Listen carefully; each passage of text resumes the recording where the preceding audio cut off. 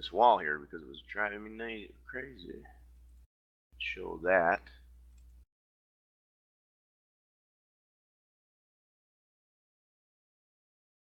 Just double checking with you, James. Is your channel offline? I'm just making sure because I see mine going. Yeah, it just started. Hang on. Okay. I just wanted to make sure. Hang in with us there, guys. Alright, looks like we're up. There you go. See your Xfinity car. That's a nice car, too. Yeah, I definitely can't wait for this to come out. It's going to be a lot of fun. They're doing a great job on it, looks like. Yep, with the Team Omega, they got their 15s out. Obviously, a lot of work was done on the Toyotas.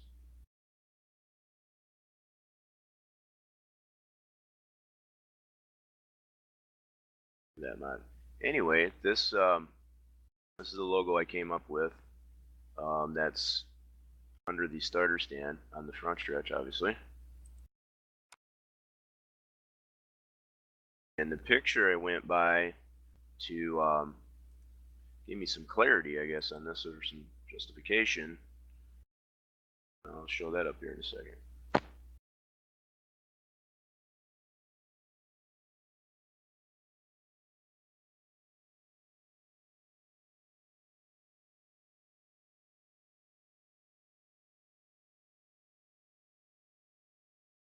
And like I said earlier, I'm going to work on some of the billboards in turn 1 and 2. I've already got the models started, and I'm just going to work on some of the textures now. Yeah, that was a pretty cool idea. I know you had showed me offline there about because there's so many billboards, I guess, in that area. That little HDM table that you come up with, I guess, to sort out, I guess, what was what, so that when you go to paint it, just refer to that. Yeah, I'll just go over that quickly. What I did was just went through the collection of screenshots and videos, and normally would just kind of jot it down on a piece of paper and a notepad and try to keep track of it that way, and it ends up being a mess. You end up losing the piece of paper halfway through it and all that kind of stuff. So I was going to use Microsoft Word. I didn't have Microsoft Word installed. Went through my programs and saw a front page was installed, so I just ended up creating a table on an HTML file, just a simple table, um, and labeled the billboards. There's 9 billboard objects in total, with 4 billboards on each one. So I gave each individual sponsor spot a color, and then created all the objects and the textures to correspond with that, and then laid out a grid and started going through all the pictures and videos and just started writing down what I saw as I saw it and started making sense of it that way. And it's a whole lot easier to keep track of. Yeah, really good tool, and it, also being able to share it. Obviously, you're able to send that to me so that we could be both working on literally the same sheet of music. That was kind of interesting.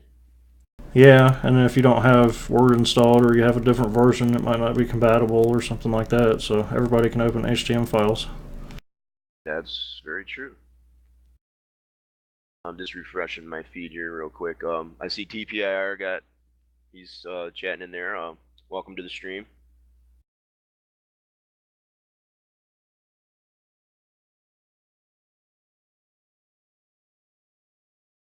And in case you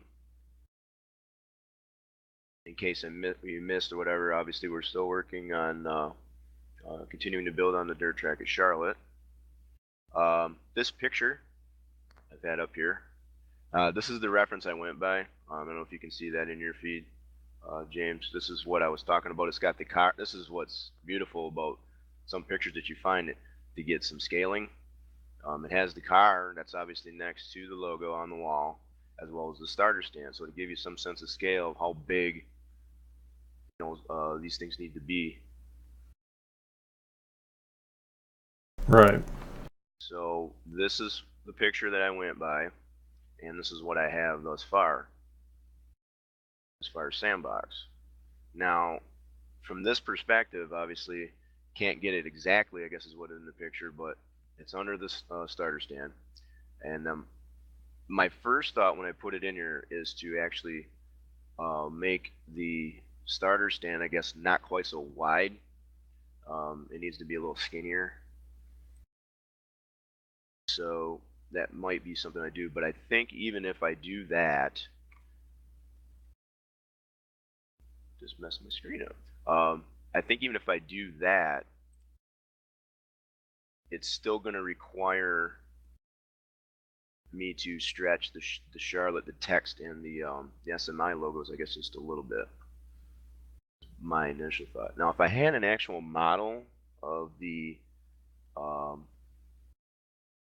sprint car itself, that would be even better.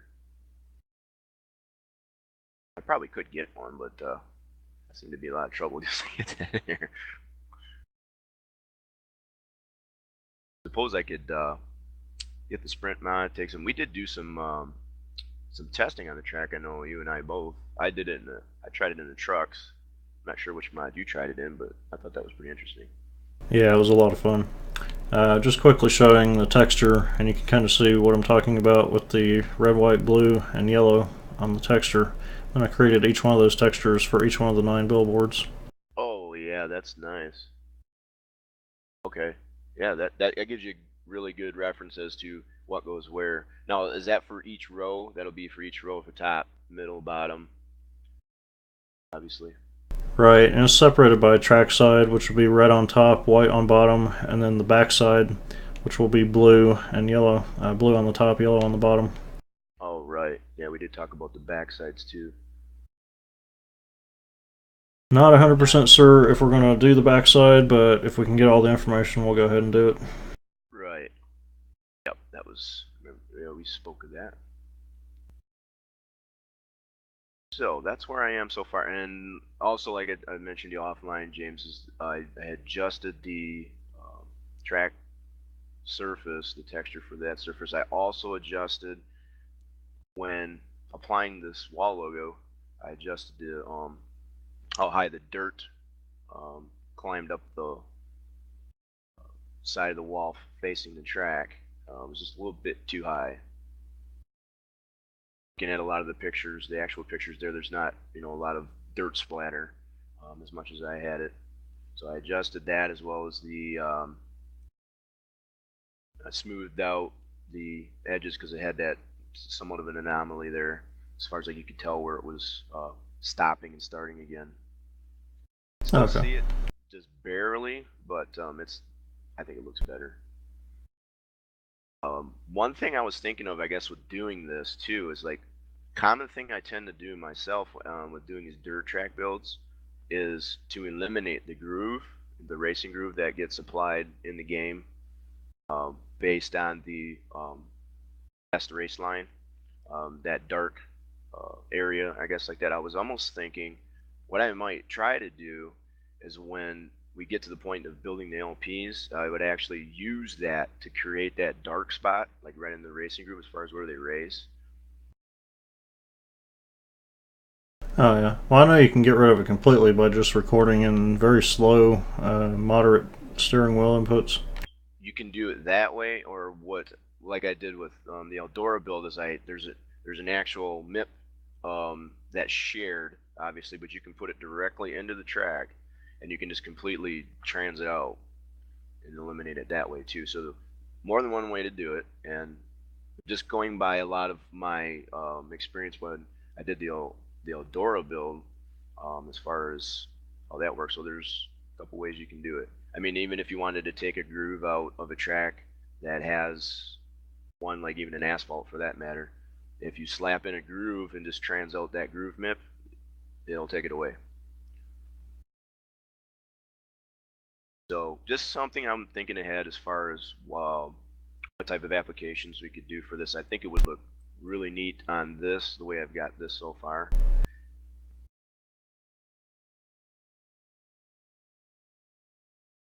And we also were talking offline, lots of stuff offline, obviously. When I went to go apply this wall logo onto the starter stand, this segment is like one complete segment from this opening here for pit exit. And in the process of adding another text segment to the wall section there, the wall end that I'm pointing at right now tends to get messed up. And up until now, the only two best ways that I've found to fix that problem, since you can adjust it in the UVs when you apply a texture to a W section. Whoops, let me select the W section.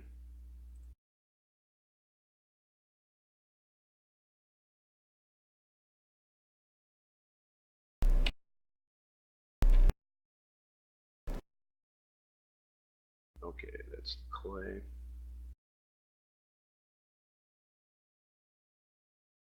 Okay, here we are. Okay, right now I'm on the top of the wall. Switch it to the left side. Okay, so you see what I've done here is it starts off as a wall dirt, which has no logo up until added this segment. It's at 28 meters up.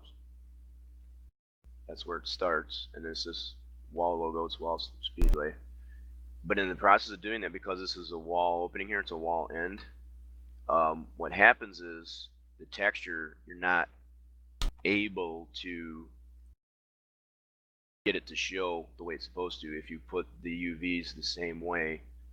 And like as I was saying, up until now, the only two ways that I've found myself, I guess, to fix that is to, number one, create an object, a 3DO of sorts, and apply the texture that would normally be on there so that it doesn't look like it's messed up, or to basically split the segment so that this wall end will be in its own segment.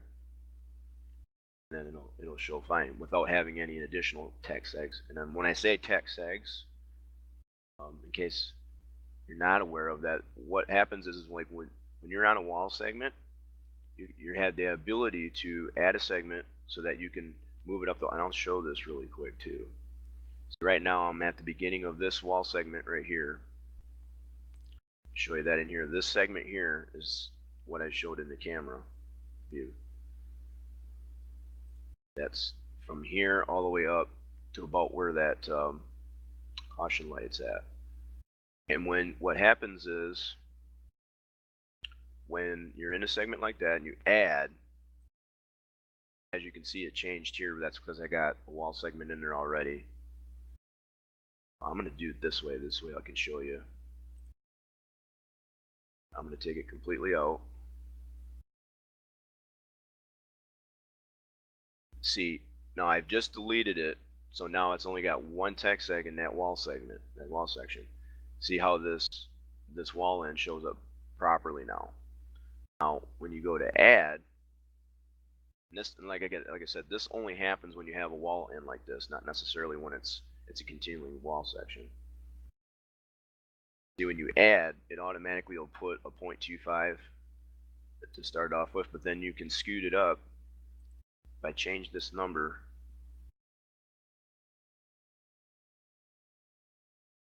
just type it in and then just X out of it. And you can see how it scoots it up here. Now I'll have a hole as to where the next texture will start.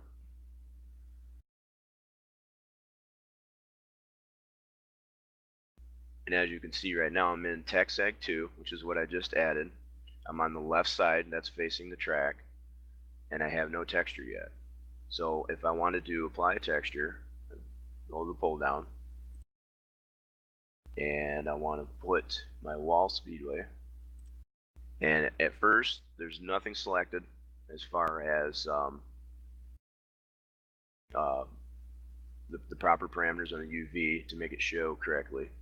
So you check on the override default text params, and it highlights all this stuff. The first one, and usually on walls, the only one you really need to use is the U. And what that does is it allows you to adjust left to right. Right now, the default is a 10.16 on the texture size. That means it basically takes your texture and blows it up 10 times, to put it simply. So I'm going to put this at a 1. I want a 1 to 1. And as you can see, now you can see the end of it on that texture. And then I'm going to skew it. I'm trying to remember what I had it set at. I've got this saved, so it doesn't really matter. Yeah, that looks pretty close. What all I did was in that same line as the U, I've already applied the 1, which is a 1 to 1 texture, and have slid it up basically 5 meters in a sense. So now it lines up with the next segment. This is kind of straddling 2 different segments here now. Now I'll go to the top and finish this up here. Top facade. And put my wall top on.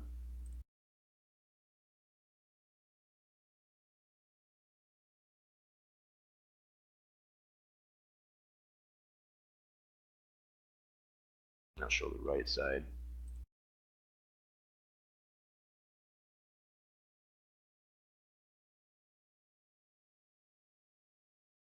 The right side doesn't have anything on it yet.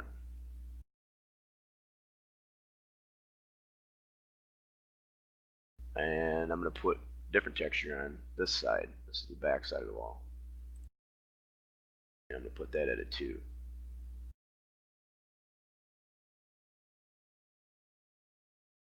I could put that at a 1. I found with the texture that I'm using there, it looks better with a 2. So that's basically just taking the texture that I have and just blowing it up 2 times as big.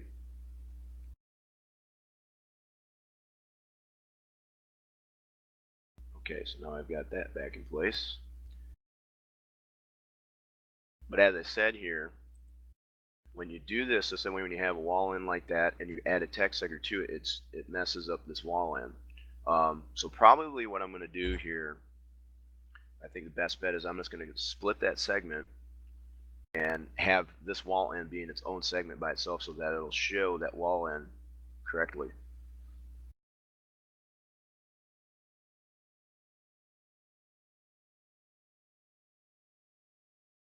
You do a good job in those logos, James. I see you peeking over there looking to see what you got going on. Yeah, unfortunately, it's a .svg, and I can't download it in Firefox. I'm trying to figure out how to get it copied. Oh, an SVG? Oh, that's interesting, because usually I can get those. Yeah, when I right click on it, it just says copy or select all. Huh. Well, it might have to do it with the site that you're trying to get it to. They might have that that function disabled. Yeah, my mouse is going crazy the whole time it's open. Is it that big? It's like 2400. Oh yeah, that's a nice size one. Yeah, it's perfect, but I can't seem to get it. Did you try doing a screen capture? It's bigger than the screen. Oh, dang it. Zoom out maybe a little bit. Let me try that here. Yeah. What'd you do? The zoom feature in Firefox, you can control minus to zoom out. Right. Right. That's what I was getting. That's what I was getting at. Okay, what I'm gonna do here in this segment, I'm gonna split it. I know, we talk about this all the time, James, as far as like my loathing, I guess, of splitting tracks when it's not necessary, but in this case, I feel it is necessary. You just got to pay attention to all the results of what you're doing. Yes, that's very true. And also, like we were talking for a dirt track, the fact that it's already bumpy, um, it's got anomalies in it. Anyway, it's not so bad. And you can also, I'm going to show that too once I get this split. I can create a different property because right now this is grass. I can put dirt in there, and so anytime when you're racing across that particular split segment there with a different property, I'll apply dirt to it. It'll bring up a puff of dirt. It'll give it some effect there.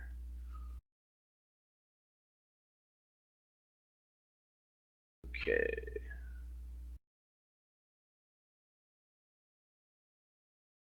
So all I'm doing right now is I'm in the segment that I want to split, and I'm right clicking. It brings up this menu, and it has an option here to split segment. So I'm going to click that. And what it does is it brings up another bar that you can move, as I'm doing right now, and you can tell it as far as how big you want to split it. If I want to go really small, split it in half, go the opposite way. What I'm going to do is just split it within a couple meters of the end of that wall, like so. Now what this does, obviously when you split like that, it's going to change your textures. Show you that. See how you can see on the back side of this wall when I split that, you can see the differences in between the two textures now. So you have to adjust those, which I'm going to do right now. Oops, select that segment.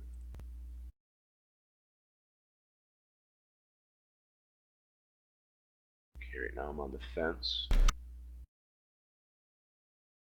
Right, there's my wall. There's my backside. Now that first part there on the wall end will be fine. That's set to 2. Top is at 1. Left is at 1. So that is fine. I'm going to fix the wall end. I think I'm going to double check that.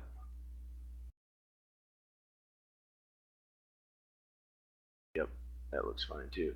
So it's everything beyond.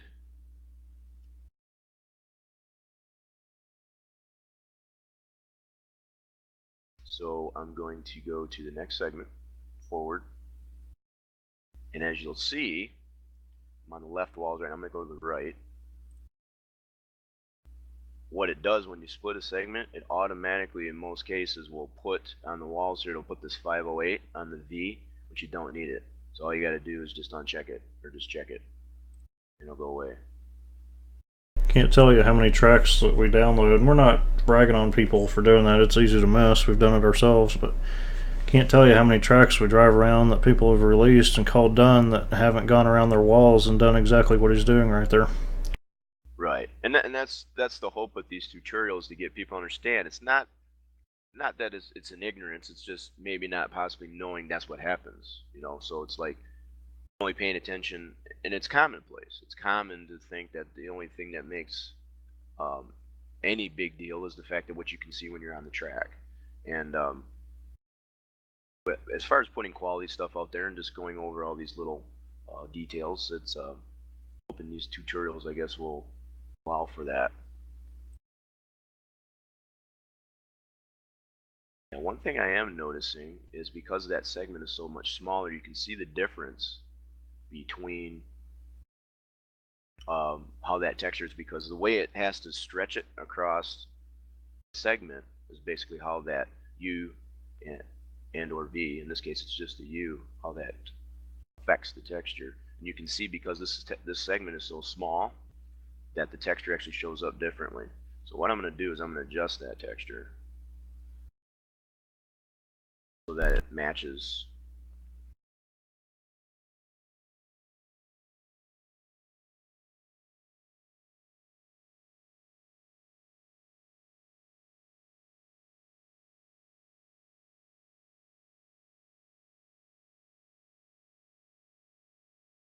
That's a 3.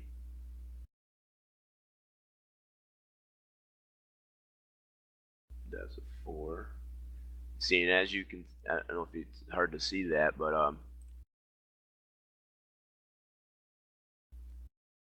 see if that helps. As I adjust this, you can see this seam here, and this is on a 2. And right now I've got this segment here, and you can see right where it ends, which is right here. And I've got it at a 4, and you can see the same seam. That's the same texture as this one in this segment. So I might just split the difference here. Put it at a 250. I might even go through and just change the backside of the walls to that later on. But for now, I'm going to leave it like that. But you can see the difference.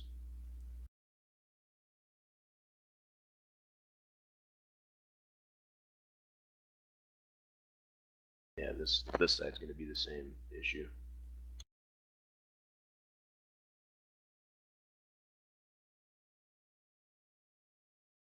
starts off as the dirt.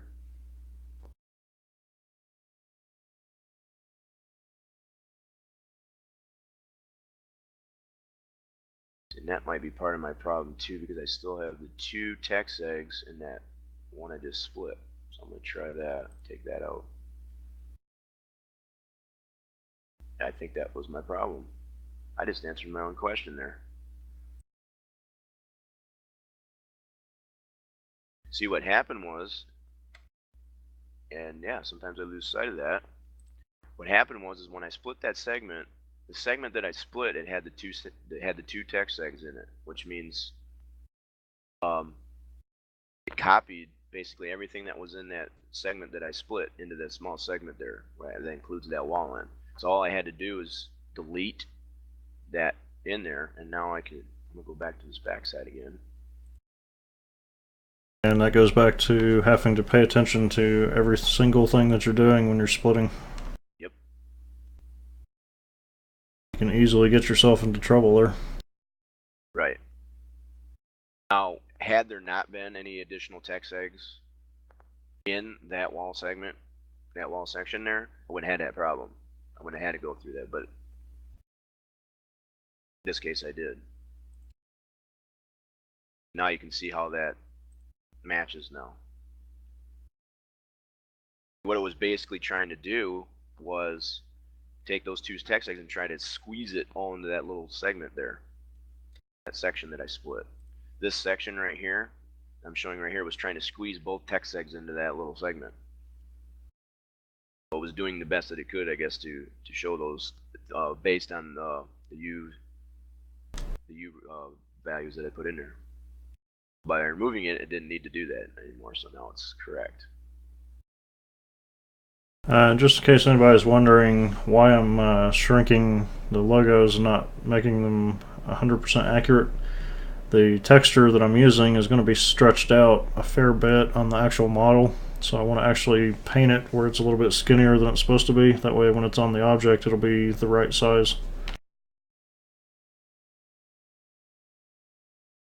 Yeah, that's pretty interesting.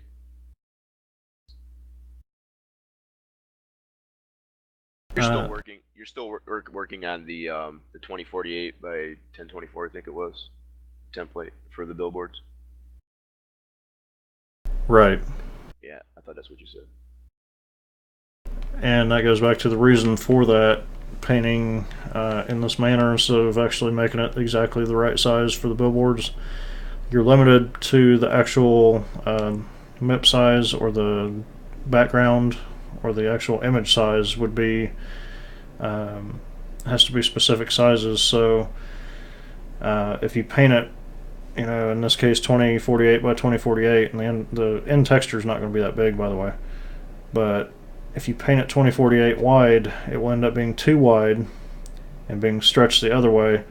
To save on hard drive space, I'm painting it in this manner where it'll be stretched out on the object, and then I can shrink this overall size and it will still be exactly the same, but it'll be a smaller resolution. Right. Somewhere in there was some useful information. Right. I think it's always better if you're going to apply a texture to it to go bigger to smaller than it is smaller to bigger, because obviously when you go smaller to bigger, it gets distorted and it doesn't look as good, as crisp. Definitely, yep.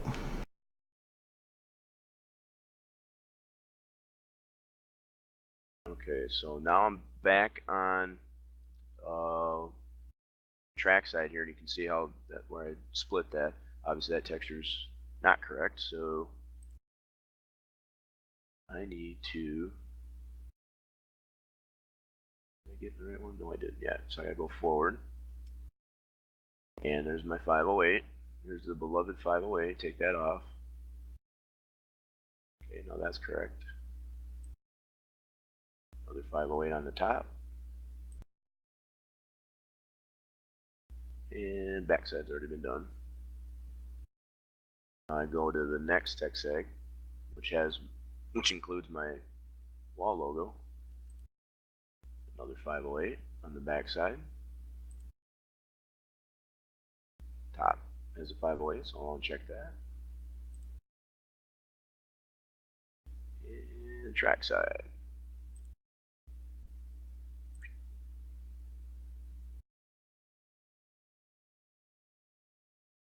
And now we're all good. Oh, wait a minute. Yeah, that's going to change. See, by adding that little end there, it's going to change my skew as far as how much I needed to scoot the logo up because of adding that little segment there. So now I got to adjust. Right now I got it at 5.05 meters. So now I'd have to lessen that so I can show.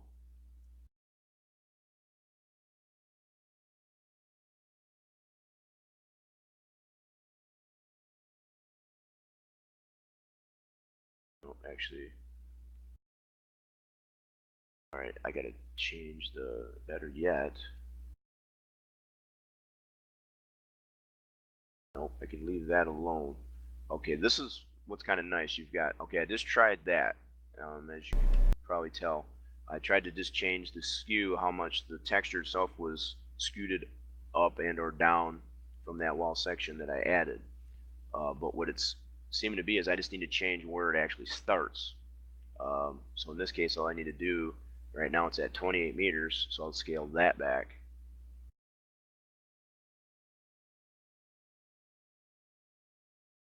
Just put it at 27, you can see how it's revealing it. So it's just changing where it starts, and you have to think in terms of the direction of the track. So if it was the other way, I'd have to increase it if I wanted it to be further up the track as far as the direction of the track. In this way, in this case, it's counterclockwise. So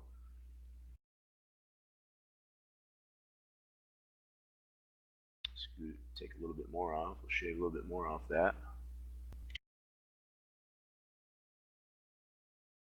See, now I'm completely revealed. I'm going to scoot it up just a touch more. There we go. That looks better. I'll check the back side real quick.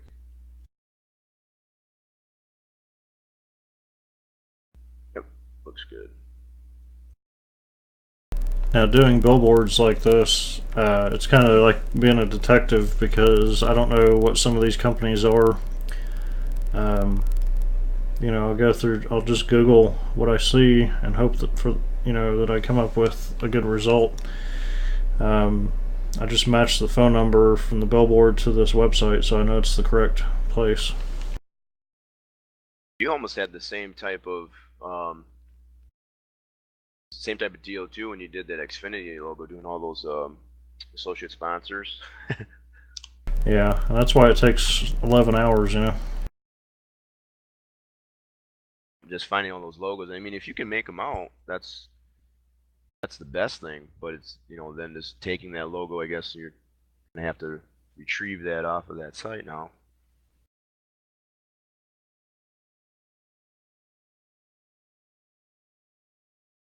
Tend to get pretty lucky on these logos. I mean, these companies want their logos to be out there, so that helps a bunch.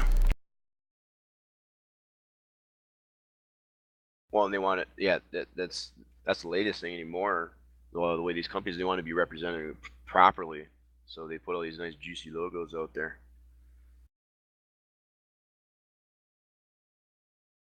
Especially the bigger ones. It's the smaller local ones, I guess, that get to be difficult. It's like when it's indigenous just to that area. I had that problem with Eldora. If it hadn't have been for participation of people actually going to the events there and taking pictures of the wall logos and such, I would have had no clue. Yeah, things like car dealerships, that's where the detective work comes in, because you got to sit there and Google a Dodge dealer that's around this track who would actually want to sponsor it. Yep. And you hate to have to put something generic in there if you have to, especially if it's such a prestigious track, well known and such. It does happen, but you definitely try to avoid it. Yes. Well, I know I was gonna. Next thing I'll show is, since I split that segment there to have that wall in, I'll show properly. I'm going to go into extended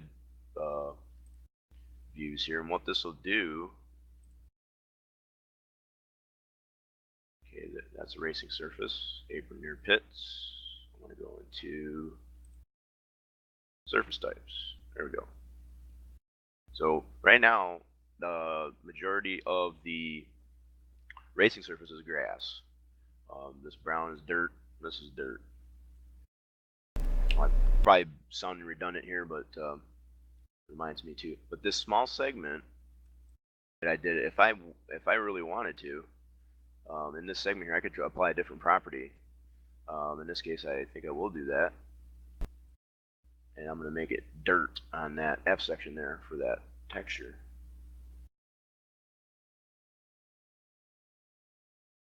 And as soon as I can select the segment section. Okay, there's the F section that's on the clay too. And I'm going to unlock my materials up in the top right of the F section properties. Right now it's on grass and racing surface, the F section that I'm on. And I'm going to change it from grass to dirt. And as you'll see, and now that section right here has a dirt property in it, the same as the infield. So now what'll happen is, if you were to put this in the game and ran your car across this, it would actually puff up some dirt. And you can do Nice. this. Yeah, I've found that by applying this same type of idea, I guess, to Eldora. And instead of having like the whole track, I guess, be dirt property and having all that smoke and dust and so on and so forth, to the point where you have to shut that that feature off or that effect off in your graphics, that's not very fun. So by just kind of splattering around these these different and utilizing these small segments that you have to put in the track because of having to adjust that wall in, use it to your advantage. You could do the same thing even on an asphalt track. Like say if you wanted to give it a little bit more grip. Granted, I would probably think it'd work better if it was a bigger segment than what I've got here presented. But yeah, if you wanted to make it concrete as opposed to asphalt or so on and so forth, a paint property that would give you a little bit of grip, I guess. So it would be a different property. It's a similar concept, I guess, as far as like applying BR grooves, multi grooves like into turns. Same concept. Okay, I'm going to get out of this view. Go back to looking at my textures.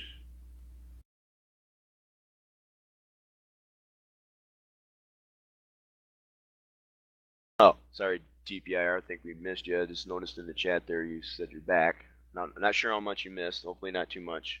But keep in mind too, as far as any other viewers that are out there as well, that these feeds are getting put up on YouTube as an archive.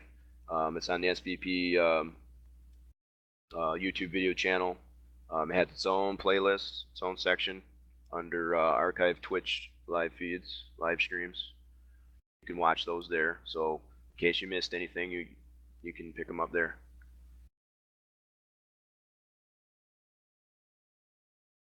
And I think James too is posting on his YouTube channel. Correct, James? That is correct. And what we're trying to do is we put links within the video itself, whatever, so that you can either have both of them going at the simultaneously, because obviously in the multi-Twitch you can see that if you're in the live stream like viewers are now, you don't necessarily have that advantage in YouTube because they're separate. So we've been putting links in the actual videos, each individual video ourselves, so that you can go back and forth.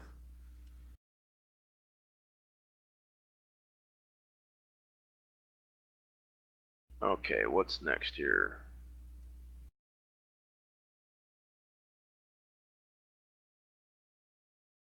I had already adjusted this caution light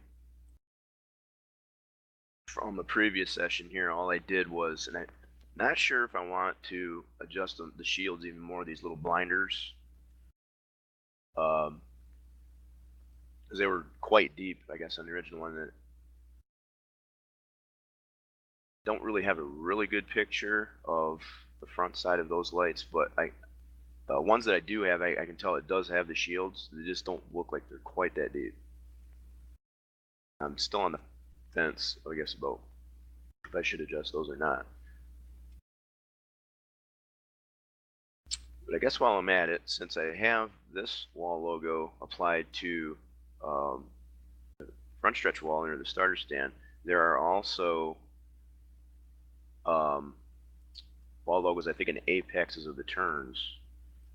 I know there is 1 and 3 and 4. I'm not positive. Maybe you can clarify this for me, James, in turns 1 and 2. There is one right below the Toyota billboard, which will be billboard 7, so it's slightly past the apex. Okay.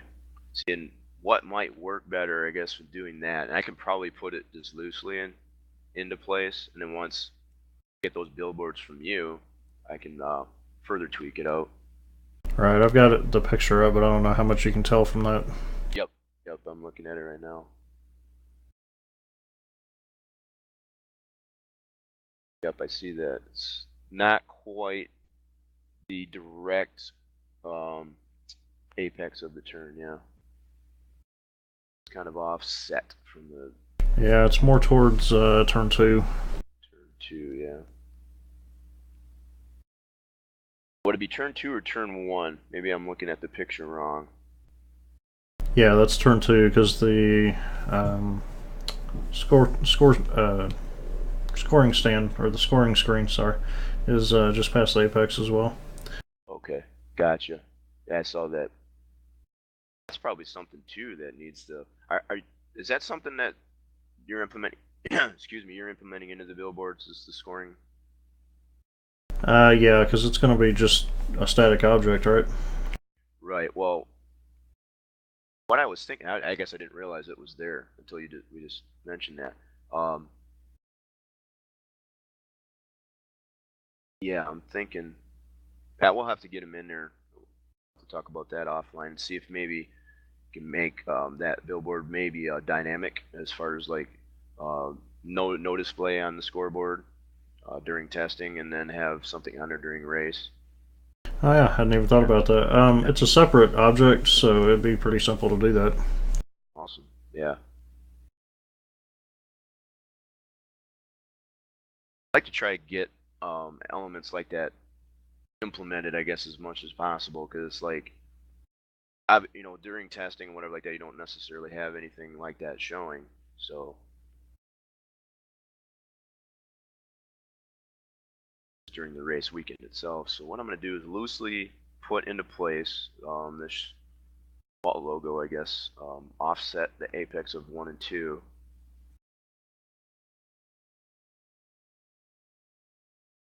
Let's go into our sandbox view.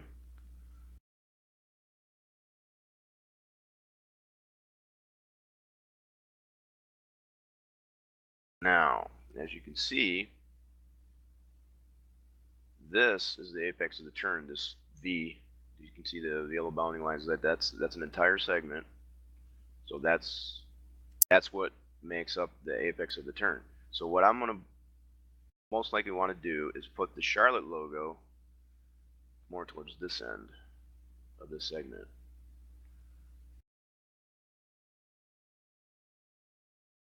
So I'm going to select that wall section. Got my properties here. Right now I'm on the fence. That sounds funny when I keep saying that I'm on the fence. Undecided. Right, yeah. Okay, there's the wall. And the way I know that I'm on the wall without actually looking, zooming in on that, is it's got wall dirt and I'm on the left side.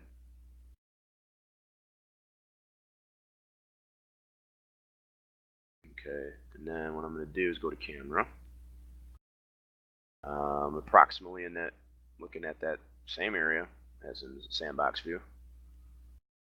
So what I'm going to do is add a text seg to that W section. Jason, I'll be right back. 10-4. Okay, I'm going to do an add. And as you'll see, it removes that. Now, let me zoom out here a little bit. What it does is it takes majority of that wall section, or that segment out, and only leaves just a sliver on the very end there, like I said, that 0.25. So what I'm going to do is zoom out like so, and I'm going to scoot this up to about where I want that logo to start showing.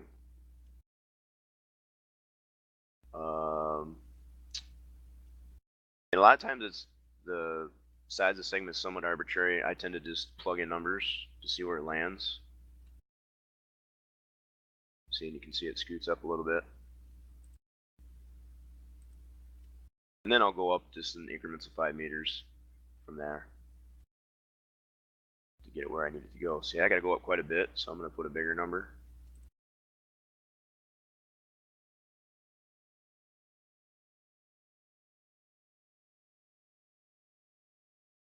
Getting there.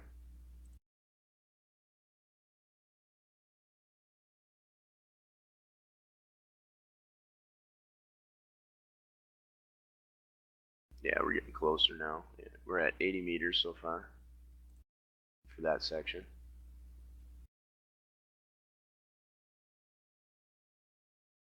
That's at 85. I'm going to go with that.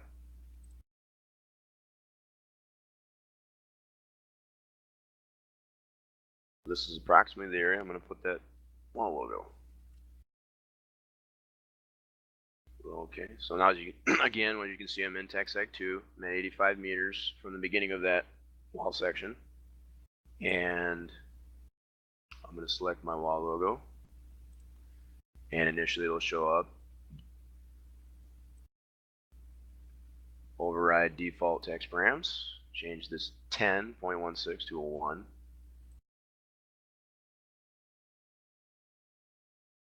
There's my logo, and then I'm going to skew it.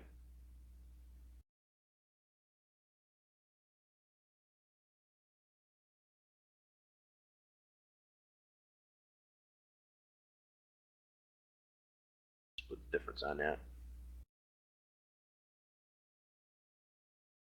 Now, and in this, obviously this this particular situation, all I'm having to do is scoot it forward, so I'm using a positive number on the skew. If I wanted to go backwards, I would use a minus. I'll show that real quick. See, right now that the texture is showing like that, so if I wanted to go backwards and have the forward logo, I guess, show more than the trailing one, I'll do a minus. Let's try a -4. You'll see it goes the opposite direction of the track, so it goes clockwise as opposed to counter. Now I'm going to go forward.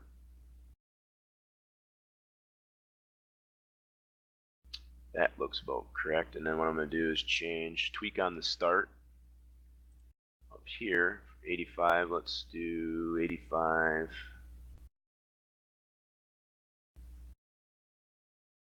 Oh, a little more. You can see how it removes some of that on the end.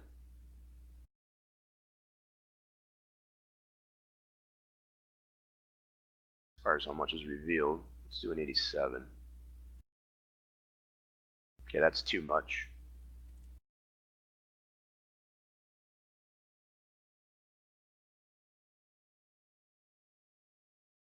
Okay, that's 86.25.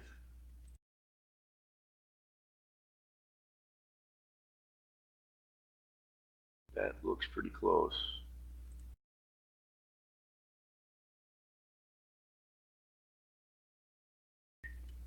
And keep in mind too, I guess if I've only got one wall logo that I'm putting on this particular segment, this wall section. So if you had additional ones like that, you would add other sections there, and you would adjust much the same way as I'm doing right now.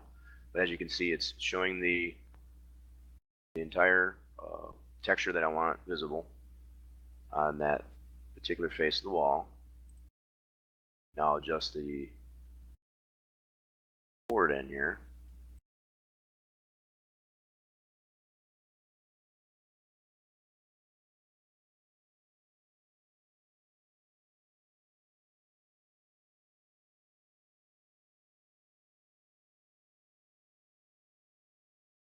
Oh, and TPIR, I'm sorry, I might have missed your chat there. As far as how long tracks take, like it depends on the size of the track. Like this track right now, obviously you can see between James and I working on this, and we do work on the tracks offline as well, as far as doing our homework, if you will.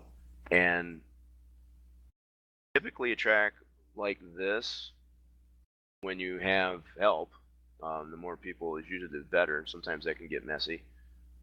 You got too many working at the same time, but generally, the situation that we're in, it probably take 6 months to a year. That seems to be the baseline or the common amount of time. Now, for the bigger tracks, I can say, and James could probably echo me on this. Daytona, I know we had um, back in the day there when the current Daytona that's out for SVP anyway. That's in a culmination of about 4 years of time.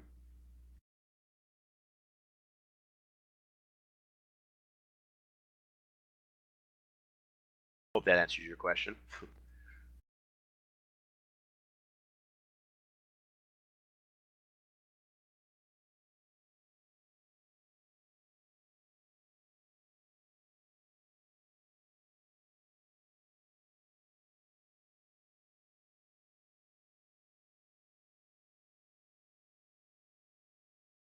Yeah, this track here, that's what James and I have been talking online. This one should be done rather quickly, um, mainly because we're just motivated. Doing these live feeds, it really motivates, because not only do the fans and the viewers and such out there want to see how this process works, but they'd also like to see it get done. So and talking with James offline there too. Again, it was just like I kind of almost wish I would have done something like this when I'd done Eldora. It would have been done a lot sooner than it did, because that one in itself took me um, a consecutive 2 years. I had a beta out by the end of the first year, and that was with tons of help. Um, and another year, I guess, to get it to where it is currently, based on the public release.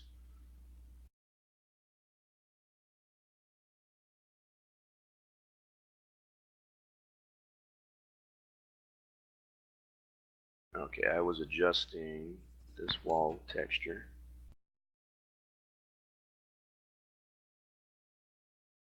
Okay, I'm on the left side in the TexEg 2. And for this one, what I need to do is add another segment to basically stop this. The only thing I want to show is from this side of the SMI logo. So from here over, I want gone. So what I have to do is add another TexEg. And what it's going to do is going to make it go away. And then I'm going to have to include, I guess, the logo in this next number, so I know it's going to be higher than the 8625. That's currently showing. That's going to be more like 100. All right, I'm back. Good to have you back. I was just explaining to TPIR there in the chat about, he was asking about how long it takes us to do certain tracks, and got done explaining that to him.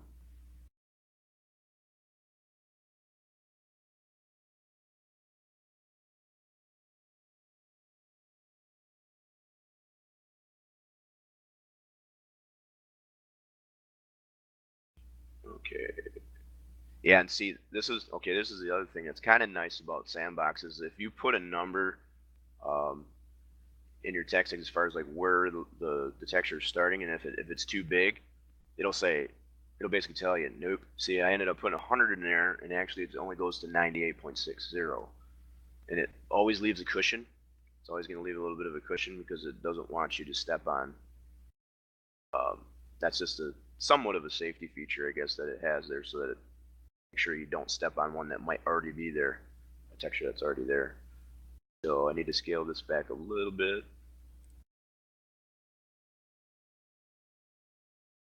Okay, that's too much.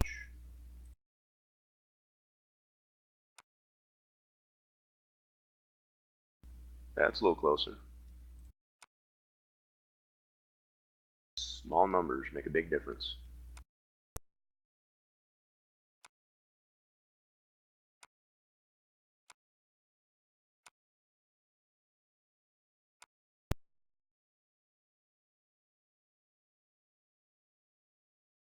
Alright, I'm going to go ahead and load the track up here and take a look at what I have so far.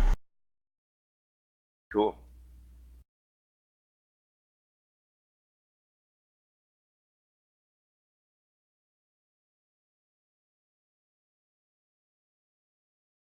Yeah, that looks about right.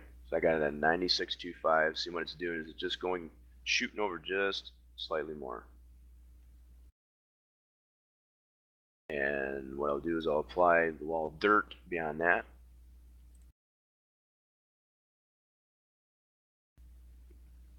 Alright.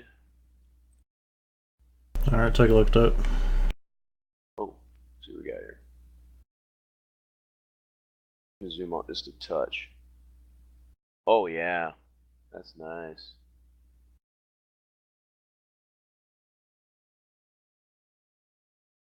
Yep. Now, from my angle there, and I might like that might be just the perspective of the picture too. It might, to me, it almost looks like they might be set too far away from the wall. I'm just nitpicking right now. Then. Now they're set exactly using the linear guide and the earth image. Okay. And like I said, I think it's just a perspective. And the same thing when I was showing, I guess, the wall logo in comparison to the starter stand. There you go. There's the track view. Yeah, the exact same perspective.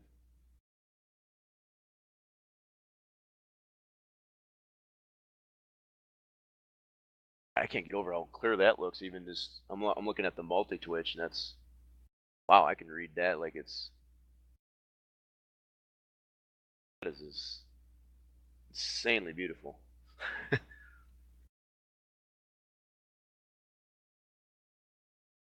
you can also see where when I scrunch those logos up, now that it's on that wider billboard, it actually looks correct.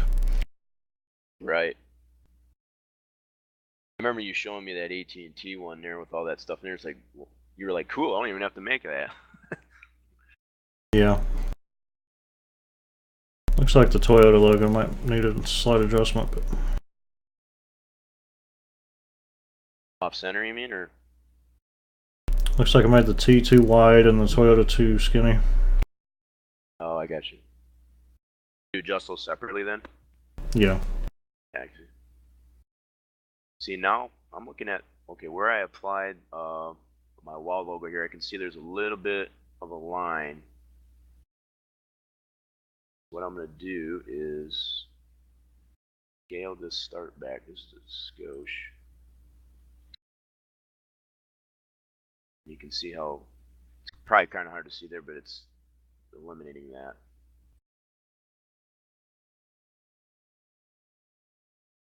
That looks better. I'll put the other facades on top and back side. And there's the wall logo in place. You can see, let me span this out.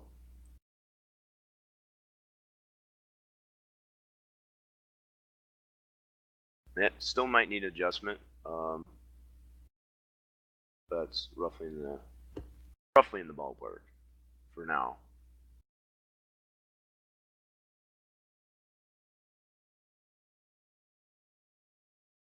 I'll put my top and the back side on.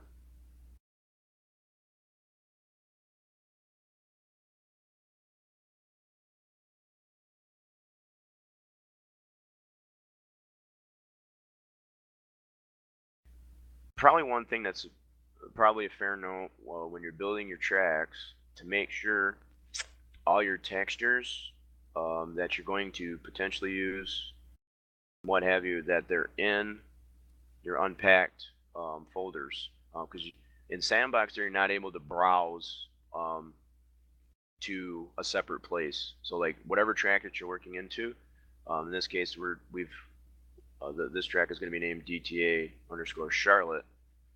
All your textures for your objects and or geometry in your track mat needs to be there because you're not able to browse outside of that in Sandbox, so it must be in there. Just a little FYI.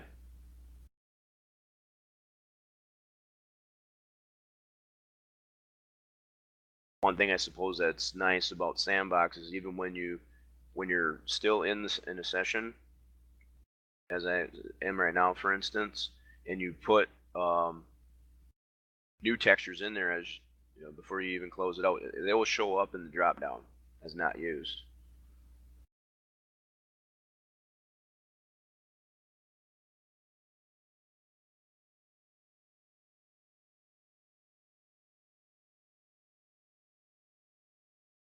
Okay, and then that.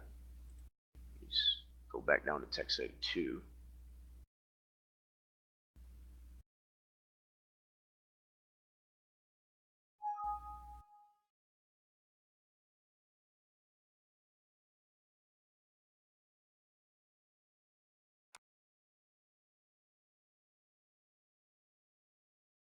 Okay, that was the top, so I'm gonna do the back side, which would be the right.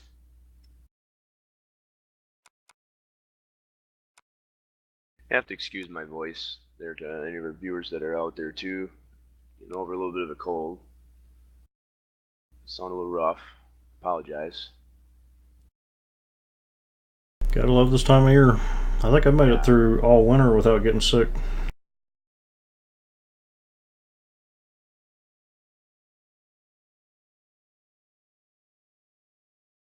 I think that's the first time that's happened in a long time. Doesn't impede me from what I like to do though. I'll be darned.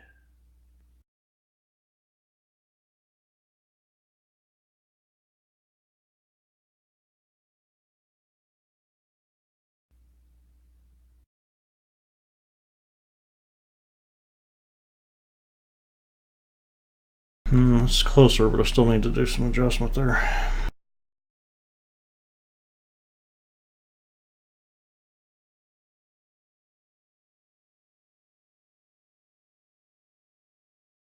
And we now have wall logo in turns 1 and 2.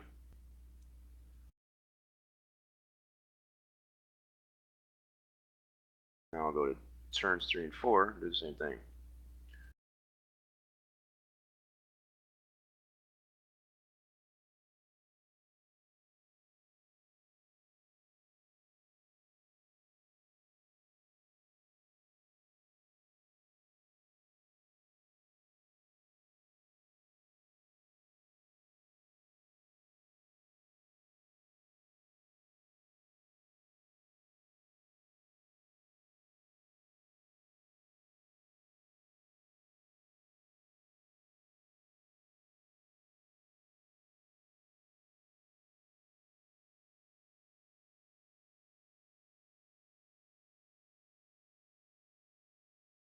Okay, now all I'm doing here is basically doing the same thing I did in 1 and 2.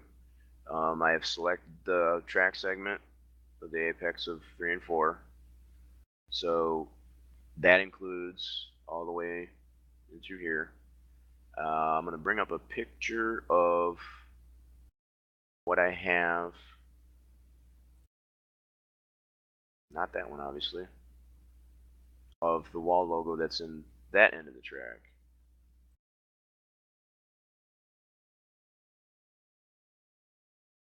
Which is right here. So that one's slightly off center too, now I think of it, so they must be like directly in line with each other. One end to the other. Like if you looked from the turn 3-4, it would be like straight across through the infield, like to the other side, it'd be lined right up, I bet.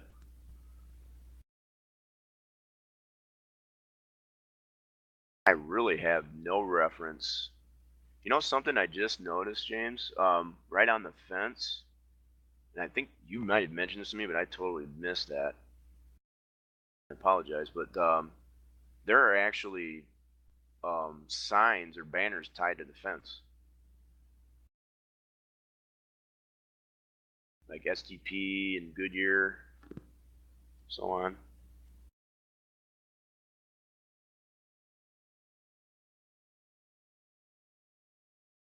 I totally missed those, just up till now.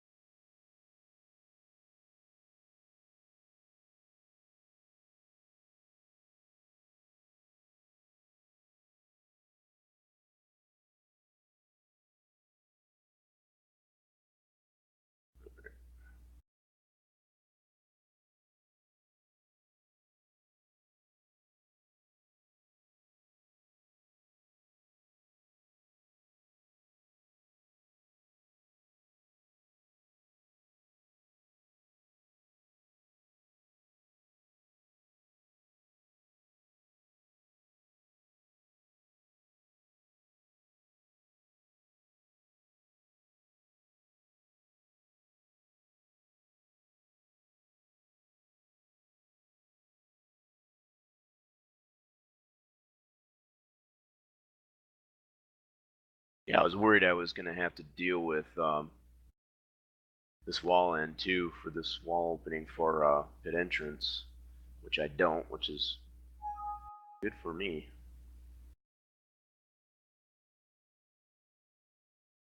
So this is the area where I'll be applying it. It's going to be much the same as I did in 1 and 2. It's going to be towards this end.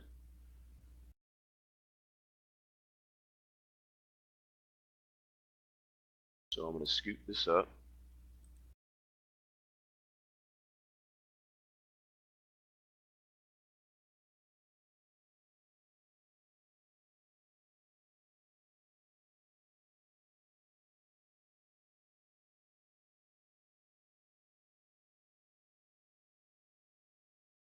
That looks pretty close. Yeah, I don't know if you noticed there's some grandstands on the backstretch too. Yeah, they're just bleachers. Yeah.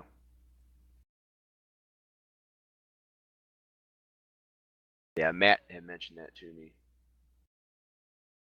You know, next to all the haulers and stuff that are out there, trailers and.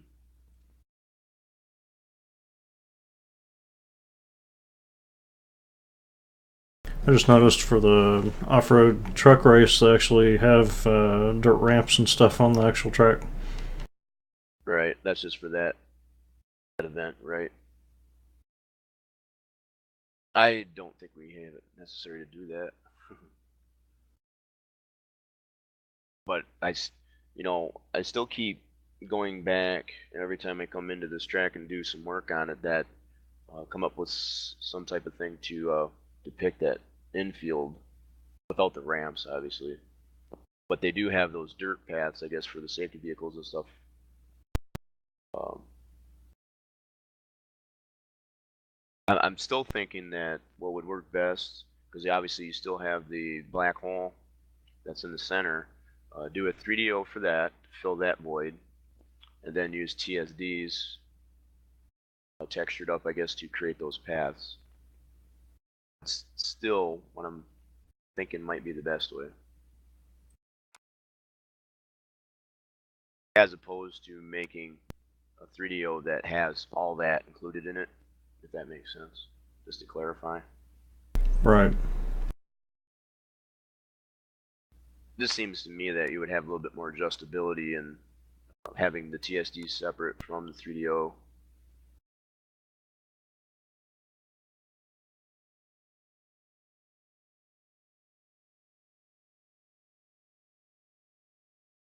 See, on this particular one here, I've already got it on the head of the tail end of it, as I call it. That looks fine. It's just the forward end there I gotta adjust that. Sometimes you can just nail it. And More than likely, we'll have to tweak this logo on the wall once we get the stuff to reference as far as based on the real pics. But for now, I think this will be close.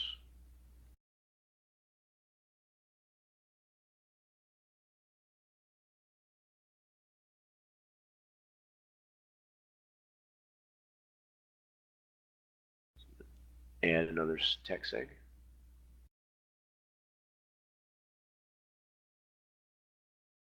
It's looking better. I think I'll come back to that a little bit later. Oh, that Toyota logo yet? Yeah. Yes. Sometimes you can sit there and beat you up. You look at it, you stare at it, like, a little bit more.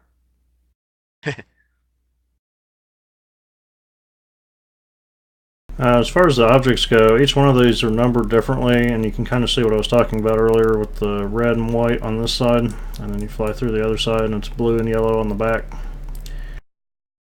Yeah, that's actually. See, I've gotten in the habit, like, when I've done billboards where there's like a similar situation there, what I'll do is I'll just take the texture that goes on that, if it's either one piece or separate, and I'll just put numbers on them. So they'll have white background with a number on it. That's a different approach. I like that idea with the HTM, like you showed earlier. I didn't show you the drag grandstand either. Let me show you that real quick. Well, you showed me one offline, but it was really tough to see it. And what I think would probably be most crucial, most beneficial, I guess, to look at it from track view, as far as like being on the track, because that's really where you're going to be able to see it.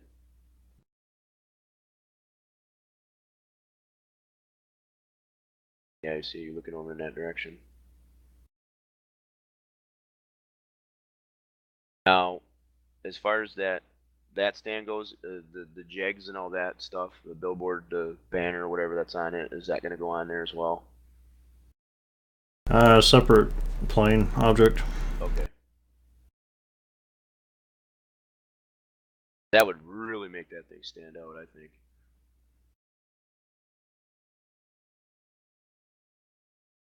You're definitely going to be able to see the bigger one over top of it. Yeah. Yeah, the one on the opposite side of the drag, you mean? Yeah, and you'll be able to see that media center at the far end there. Right.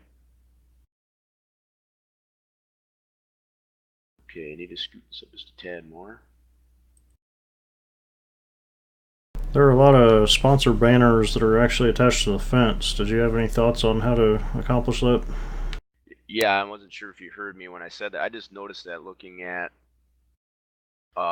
this turn 4, particularly in turn 3. But right where the Charlotte logo that I'm applying in 3 and 4, there's a one tied to the fence. Yeah, there's a series of them in turn 3 going into the apex, and then there's a series of them coming off of turn 2 after the main billboards. Okay, that I wasn't aware of that either. I just happened to notice these ones in 3, and then the one right in line with the Charlotte logo on the wall. I can tell you from experience when I did the Eldora build, all I did was I created a 3D model of the track. So I had the conformity, the geometry, I guess, of the track in a 3D model, and then I just conformed those to that. And what I did is just created a flat plane. I guess that's what I needed. Created a flat plane in that contour of the turn, and then made them separate. In fact, I could probably bring that up real quick. Go to my Eldora build. That seemed to work out pretty well that way. I guess next to creating a, putting the actual signs like in the fence texture itself. I did try it that way, and that didn't turn out very well.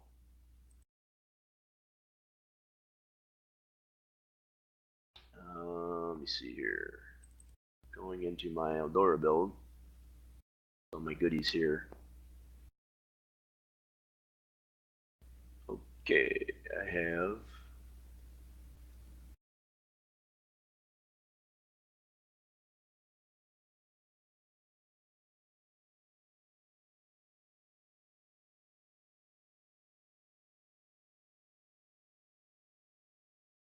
Okay, that was the ones that are behind the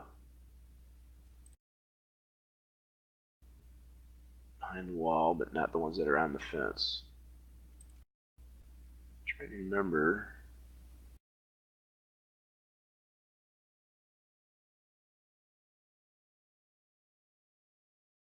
See, here's an example here of how I put. This is actually applied to a fence texture, but this is next to the way station in the Eldora build. It's got the EBOC right on the fence texture itself.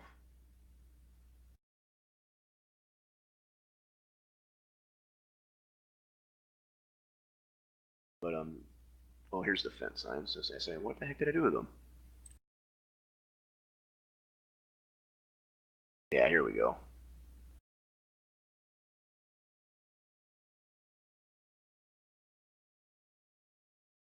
I don't know if you can see that here in the feed there, James. These are actually on, and they're conformed actually to the geometry of the fence for the track. This is for Eldora, obviously.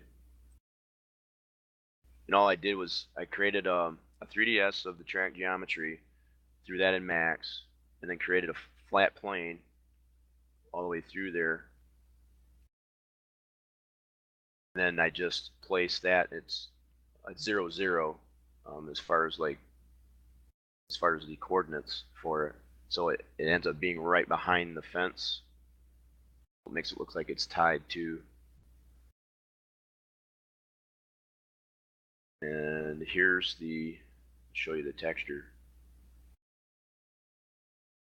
This is the texture for it.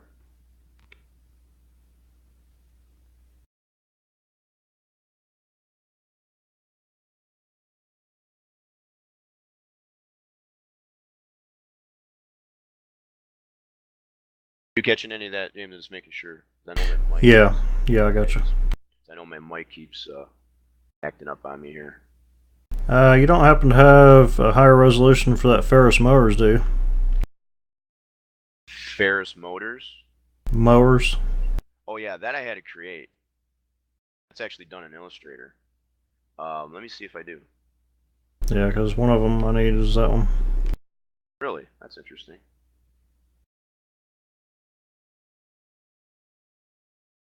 Okay. Yeah, I think. Gotta look in my.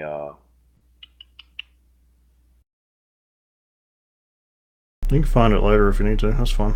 Oh no, this is all my. I remember having to make that in Illustrator. Here it is.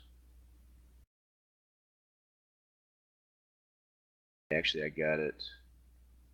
Thought I had it layered somewhere. How's this one?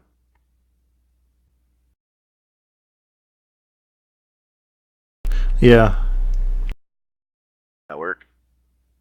Yeah, do you have the text? Because I think there's text on there too. No, I had to add that. Now it's like I said, I thought I had a layered one somewhere, but I think all I did was just add it. You know, once I made the sign, I might have it. Let me see. Might not be that big. I did the fence signs, but I have a PSD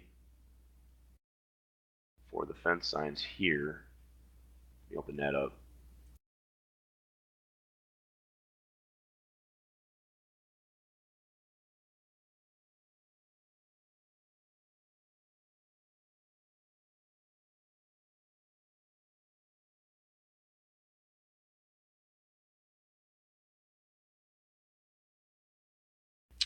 Yeah. So I've got these all layered, and I think this is a.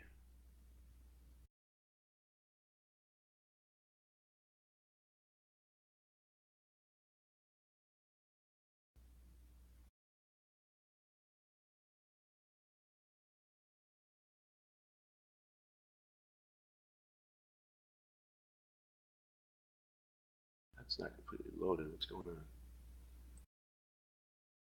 Let's try that paint shop.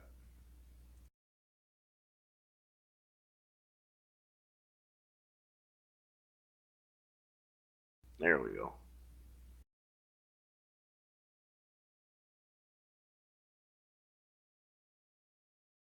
See, this is what I did, James. This is giving an example of how I've done it. As far as like doing billboards, I just did this like that, and I have a grid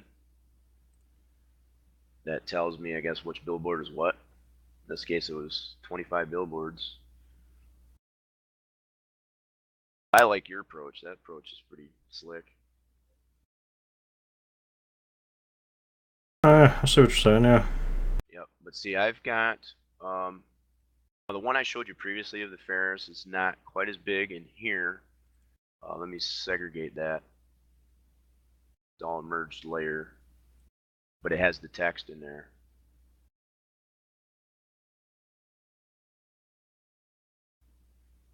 See if I can segregate this.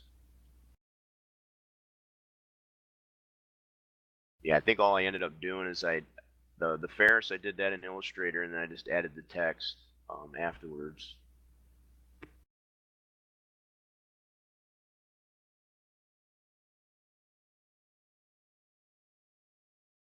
Turn that feather off.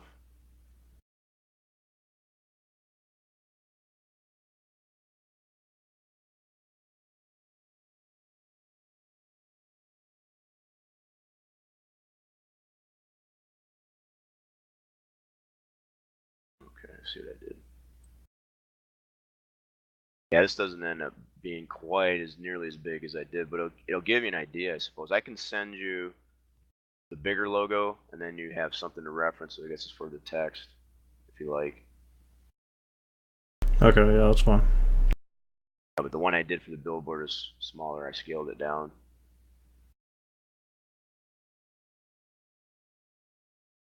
Save this one.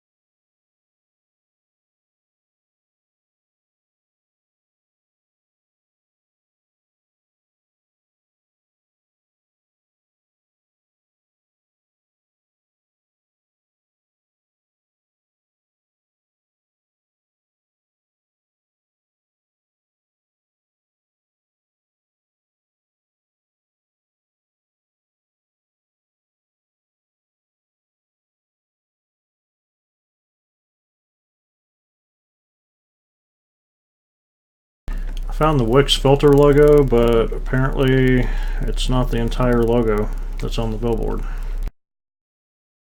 What's it missing? Basically, the bottom half. It's the We Love Engines with the filter. Oh, yeah. Okay. Dang it. Can't win them all.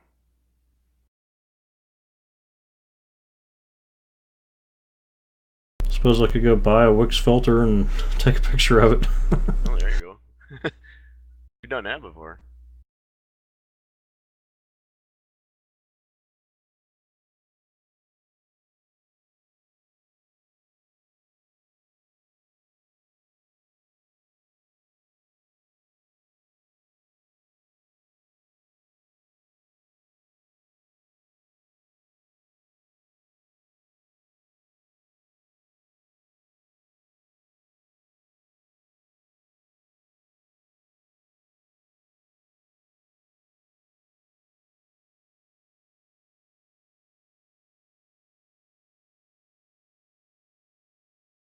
Yeah, it looks like the picture of the filter is the one from their box.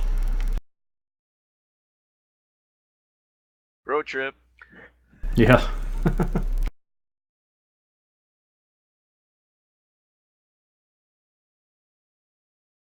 Yeah, I might stop by Advance on the way home tomorrow.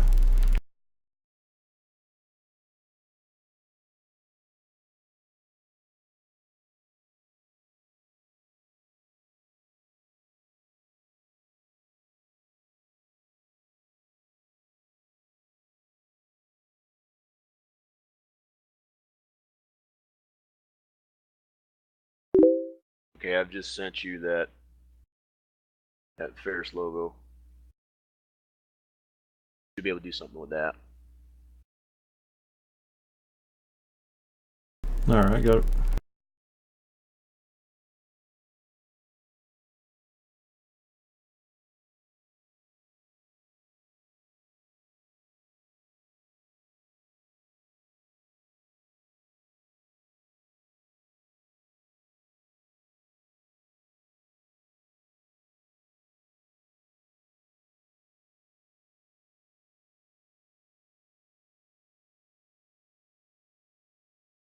Chat is still staying relatively quiet.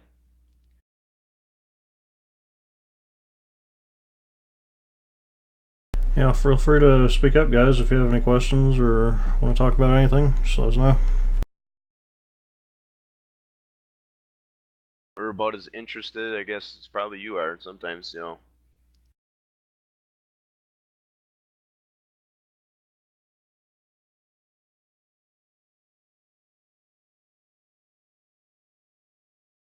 Alright, that's right. Just finishing up my wall logo in turns 3 and 4 here. Didn't go nowhere. I guess it didn't finish itself.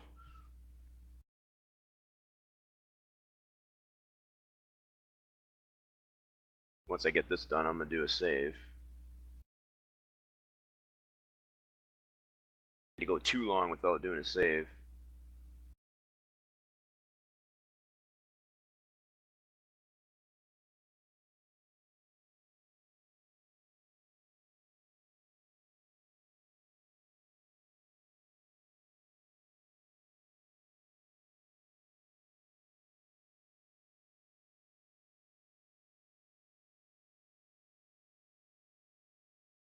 There, now we got something to look at. Both ends of the track and the start finish line. See that down there? Coming along.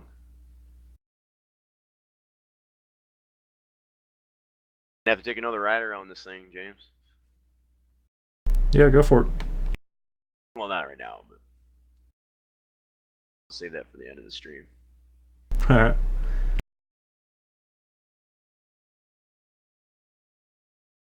Yeah, that way I can show.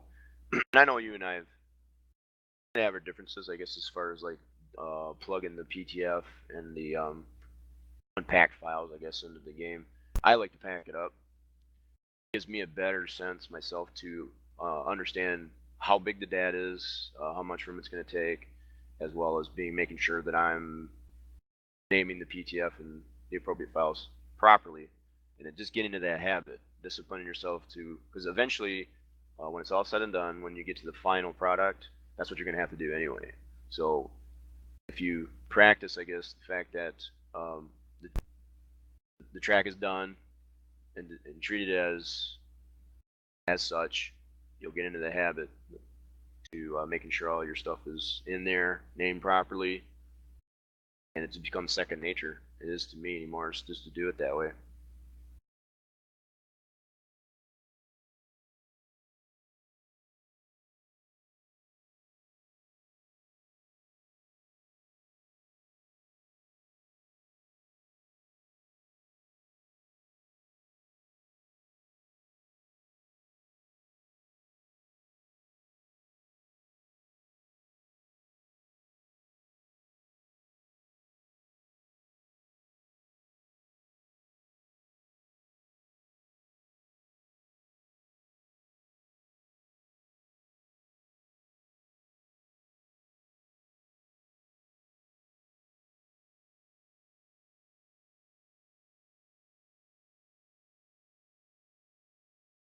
Seems like almost every one of these billboards has ads for Twitter and Facebook. Yeah, you know, and the funny thing is, and I may have totally just uh, not bothered with it or whatever. I mean, there's so much with even Eldora, as far as sponsorships. I mean, it's you could probably remember back when we did the Richmond update, and I speak particularly of the 2007. It's like I think they got every inch of that track has got some type of ad on it. I mean, to next to every blade of grass. Yeah. Ridiculous. I mean, it's like, really? Yeah, that whole process that you were doing with the walls, doing all those wall logos, it's the same process, and oh my goodness. For Richmond, you mean? Yeah. Yeah, it's like every inch of that track has got some type of ad.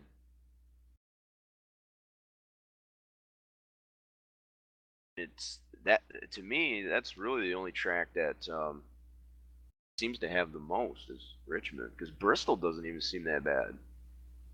Eldora was kind of like somewhere in the middle. I mean, it was like some of it I just had to say, okay, enough's enough, you know.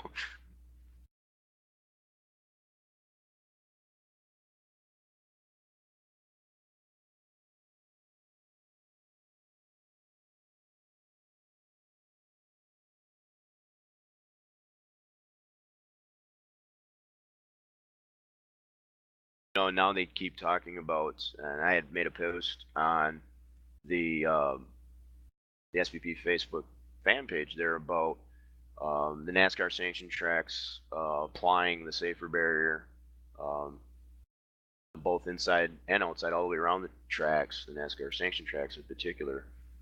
I have yet to see that happen yet. They talk about it a lot, but as far as actually implementing it, so it'll be interesting to see how that goes. I know you had mentioned, James, about um, the heads over at Daytona International. They're already looking into investing in doing that. So It needs to happen. I mean, um, yeah, I mean, it just needs to happen. well, the only reason why I suppose I mention that is you notice like when they do the television broadcasts, the individual foams in like particular areas, like in turns 1 or 2, outside the turns, they're actually painting sponsors on those individual foam blocks. So I guess my point being is like, can you imagine the potential? I guess as far as how many sponsors could actually be represented? I guess if you were to paint different sections of Safer on those individual foam blocks between the inside and the outside of the walls.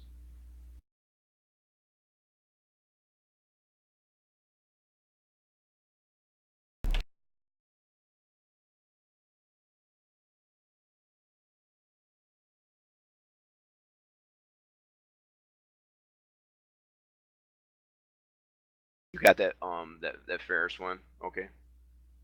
Yes. Okay. Lose sight of that. Okay. I have both. I think I have all my wall logos applied. So what I'm gonna do a save. All that good.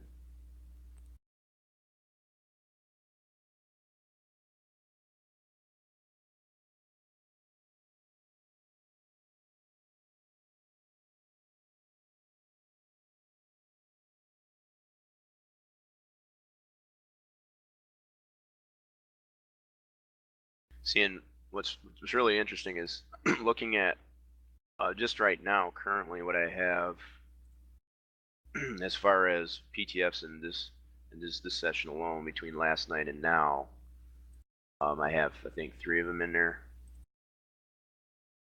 but it is not uncommon when you're doing saves like at least every hour, minimum of every hour. I would strongly suggest. It's nothing to have probably good 75 to 100 PTFs by the time it's all said and done. This is what I've got so far just for this build since it started back in March of this year. I have 33 of them so far. So with the 3 that are in there, that's 36 PTFs so far for this build. Talking about different systems, I usually do maybe 5 in the folder, then I'll back the entire folder up, and then I'll start overwriting the first one. It's a little bit risky to do that. I gotta say that. Right. I know we've talked about that offline too. See, I like to keep them right now what I'm going to do, I have these 3 PTFs in the unpack folder in my track editing directory, which is totally separate from the game, mind you. And what I'll end up doing once we're done here is I'll take those out. I'll leave the very last one that I saved. Then I'll continue from that, and then I don't touch that PTF. Once I save it, that's done. I don't touch it again. Only to open the previous session up, and then I'll save it as a new PTF from then that forward on. And I've gotten into the habit of, instead of just doing, and this is different across, I've talked to other dabblers in Sandbox. Some will just number them, some will date them as a tag to the PTF. What I tend to do is somewhat of a combination of both. So far what I've been doing is just putting, so far it says DTA lows underscore add wall speedway, so that I know what I did. So it's like if I know if I'm adding an object, or if I actually had to adjust some heights, X sections, what have you, I'll know where to go back to.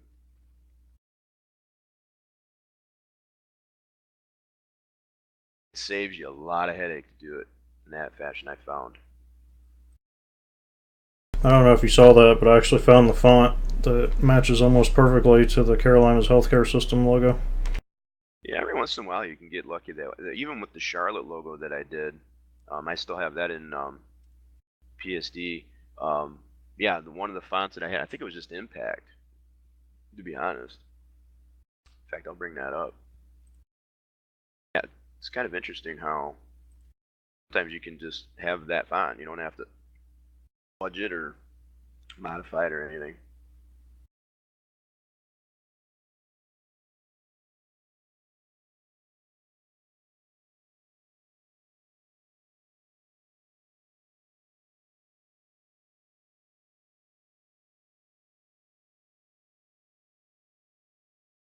Yeah, here's this is the layered PSD that I did for the Speedway logo on the wall. And it ended up just being Impact. I've already rasterized it. It's no longer a vector, but all I did was at first, and this is something that I go back and forth between Photoshop and PaintShop. I started off with typing the text in PaintShop, and it ends up being straight up and down. It's not skewed as far as the Charlotte text.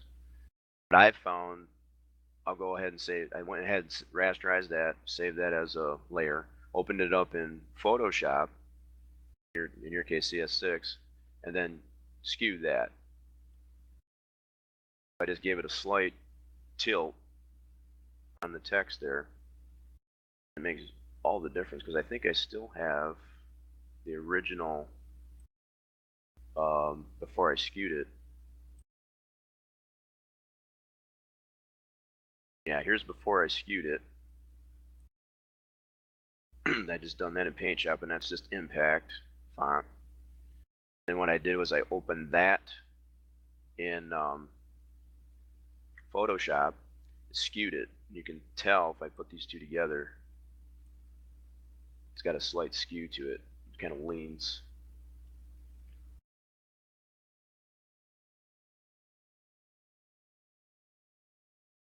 But this here, I got it all layered. It's a 1024 by 128 high. And I can turn off the different layers.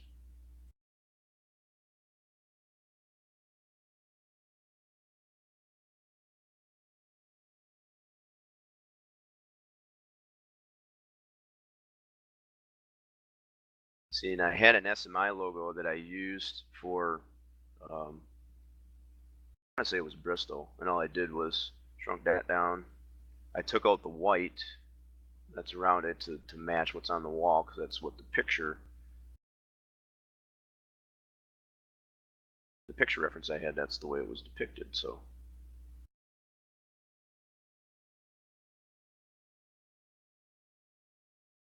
I'm gonna close that one.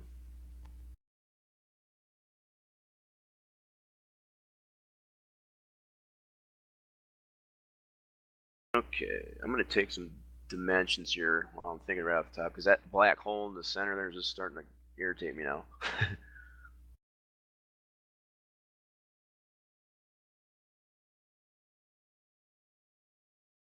Use my linear guide.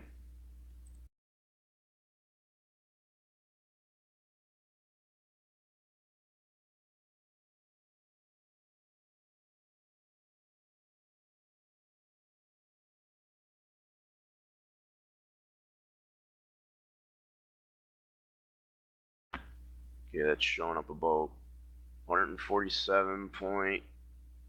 Oh, it says 24 meters. So if I make it a 148, that should be fine. That'll give it a nice overlap. And what's the other way?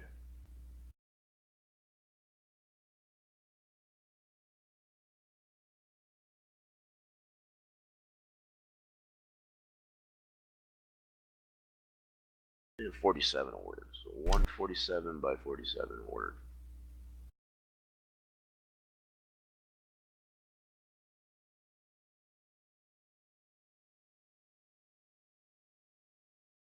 Actually, I could go 148 by 47. That sounds better. That sounds better. Do some modeling.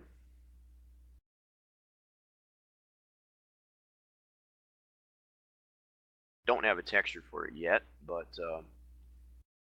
we'll get there.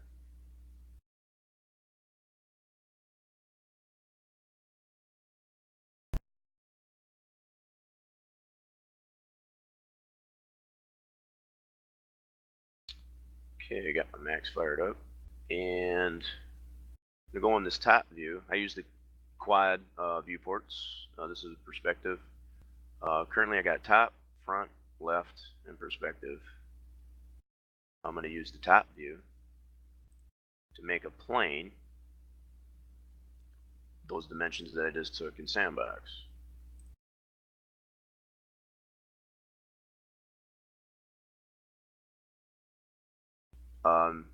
Usually what I end up doing for this one, since it's going to be fairly flat, I'm not going to have to adjust the trajectory or put any slopes or anything to it. It's going to be relatively flat. I'm going to take out the length and width segs and just make it a 1. By default, I'm using max 5. That seems to work the best for me because it has the pass exporter that I usually need to use. I'm going to change the length and the width segs for this plane that I'm going to lay down to a 1 as opposed to a 4.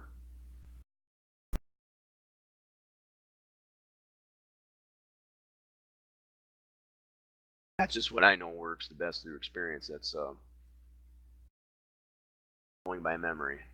Okay, so in this top view, I'm going to lay it down, and it'll show me up to the right there as far as like what size, and I can adjust it afterwards, but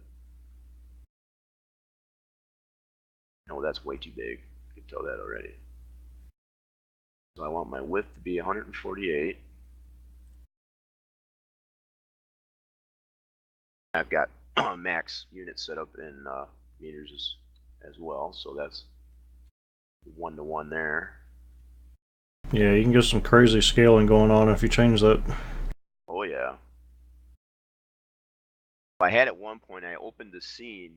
It was a render scene at one point there, and you know how it asks you, I guess, to change the units to the file and or the system, and I clicked on the wrong one. Yeah, that had me all jacked up. Yeah, definitely do not change it. Right, adopt it to the system. Once you set that in your customization as far as like what unit set went in there, if you ever open a render scene and it asks you to adopt the file units, don't select that.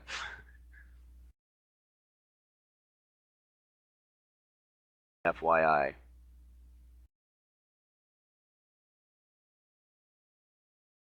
Okay, so I've got my 47 wide, 148 meters. Okay, I'm gonna center this, and I can tell that I'm centered because I got this.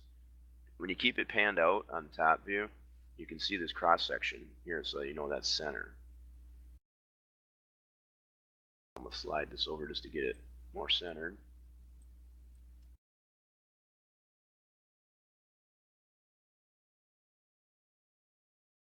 And what that's going to do is, like I said, that measurement I took in Sandbox, that plane, as you can see in the perspective view,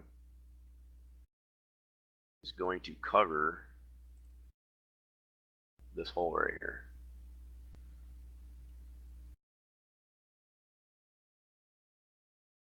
And I could have really gotten really tricky with this thing, and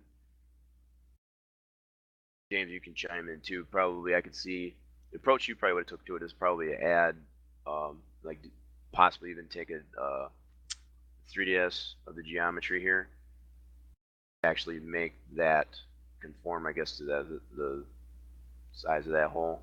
I'm simply using a squared off plane. It's going to be set slightly under track anyway. Yeah, well, because in testing, I think is the only time you'd ever see anything, and you might be able to see a slight gap. The infield itself is fairly flat, isn't it? Yes. Okay, yeah, I mean, the only time you run into issues with that is like at Watkins Glen, where you're building on top of a hill, basically, Right. where you might be able to see through the gap. Well, not only that, but like if, like I was saying, as far as like changing the width and the length segments of this plane I just laid out, yeah, because it's so flat there, and I could probably show that in Sandbox. There's no need to have any slopes or whatever applied to this 3DO that I'm going to create for that area. It'll basically just float just a thousandth, 0.001, just float right underneath a black hole there, and you'll barely be able to see a gap because of it being so flat.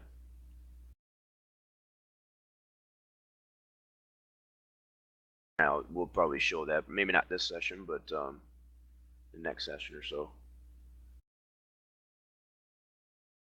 Yeah, we're coming up on 2 hours, by the way.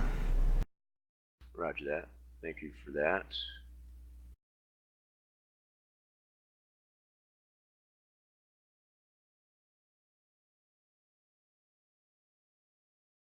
I'm trying to think of a texture to put on this thing.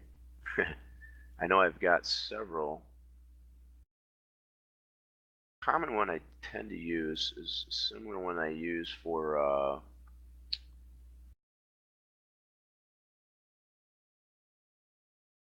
my goodness, what I do with that Portland. So I was trying to think there. That's another project that I'm working on, is a Portland.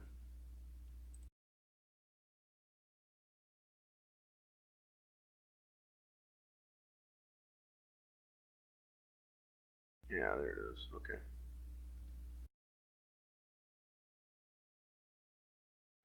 Yeah, that's something I'll probably have to put together as far as a texture for that. Close these things out.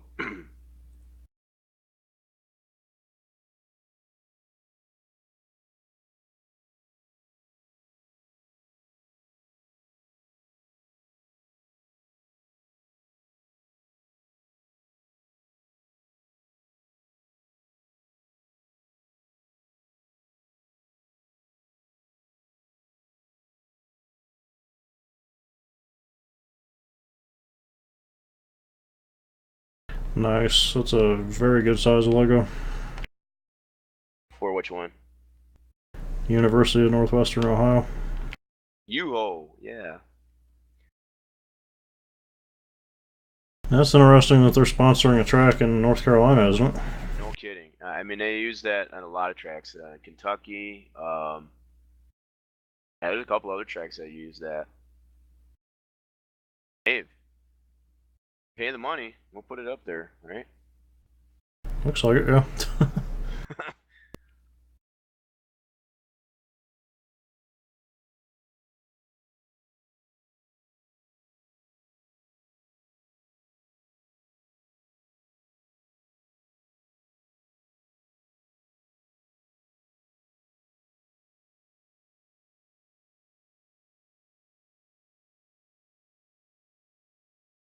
Yeah, I'm going into my kind of getting off track here a little bit. Pun intended there. going into my Portland build. This is just something else I've been working on the side. I've got an infield object texture. Okay, I see what I did now. Yeah, let's see.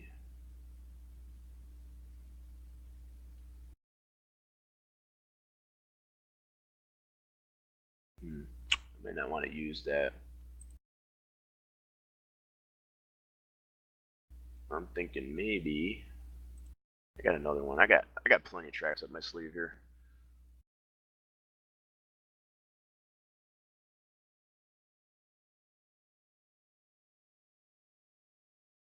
Another track that's in the works here. It's called Grand Rapids Speedrome.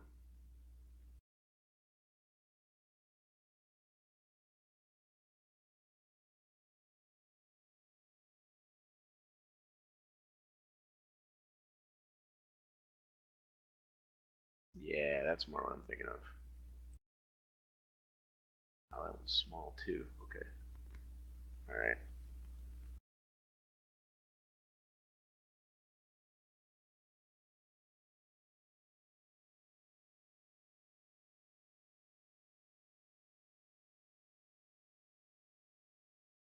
Yeah, we'll definitely have to do this in another session, but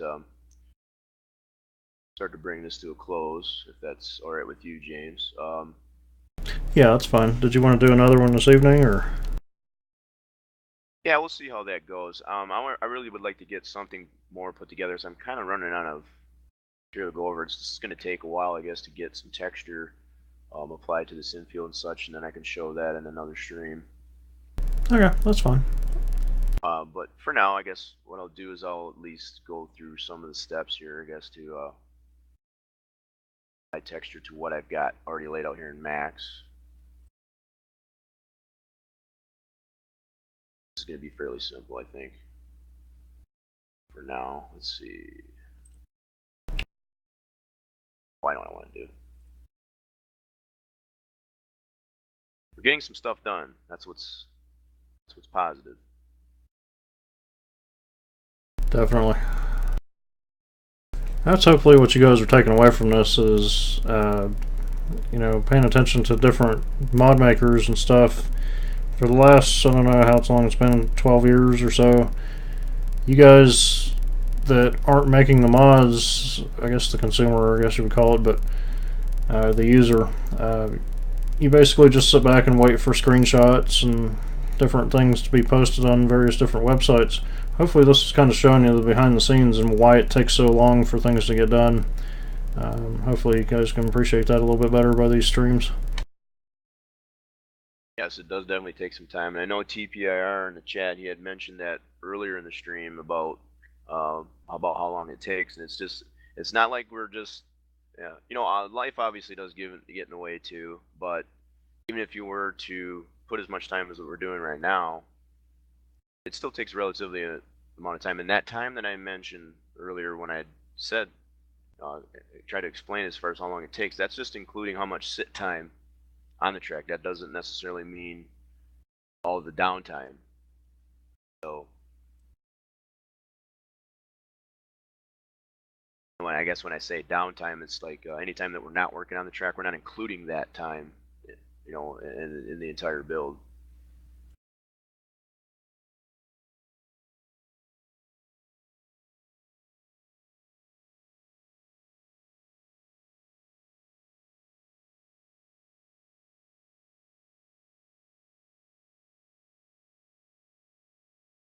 But it's good to be organized here. See, like I have a track projects folder, and this is obviously not even all of them, but some of the tracks I have in here, like I mentioned, Portland. I got a couple other short tracks I would like to get to eventually. I got a local track in here, Tri-City Motor Speedway, which is now dirt, but I'm going to represent it as the asphalt that it was back in the day. Lots of stuff going on. I have most of my dirt tracks in a separate. Normally for dirt tracks, I get commissioned by particular leagues. In this case, it's TWA. which stands for Team Whoop Ass. I don't care if they censor me or not. That's fine. You have to be 13 to be registered on Twitch. Good group of guys there. They've given me a lot of inspiration, I guess, to dabble in playing in the sandbox with dirt tracks. A lot of different. It's like a totally different animal, which is actually kind of nice because it takes away from all the just the craziness that can develop, I guess, when you're working on an asphalt, because you want to get that so perfect, because that's what the sim was designed for initially. You got some room, I guess, to be creative, I guess, with dirt tracks.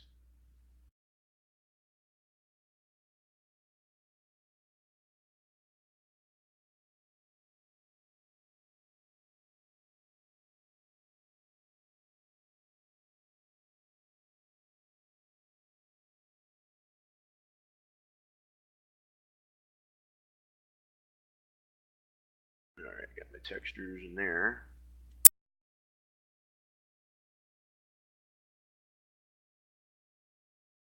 Alright, go back into max. Now that I've got the size the way I need it here, what I'm going to do is open up a UVW unwrap modifier.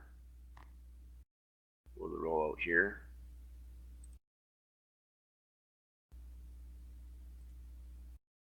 Okay, that's now applied, and then what I'm going to do is go to my material editor,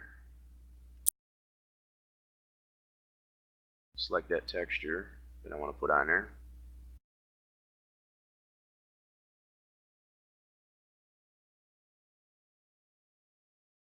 There's the progress on the billboard so far.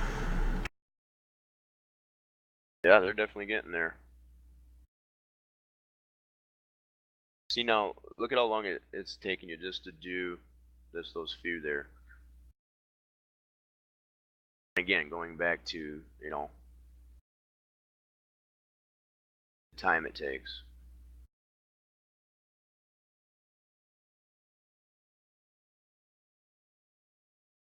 Okay, I've got my material that I want to apply to this plane, my material editor. So what I'm going to do is I'm going to apply a show map and viewport and apply to selection. And loosely it'll show up on there. I don't think I'm going to adjust the mapping to it like that. I'm just going to leave it like it is, and I'll render this real quick just to show you what it looks like in max, which would be translate when I get it into sandbox.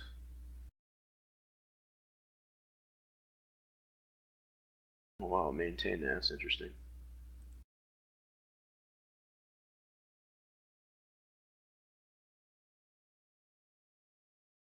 That's basically what it'll look like in sandbox. And that's without even adjusting I could go in there and adjust the how much how that's presented, that texture is presented on that plane. But for now, I'm going to leave it alone. So what I will do is I will create a pass for this.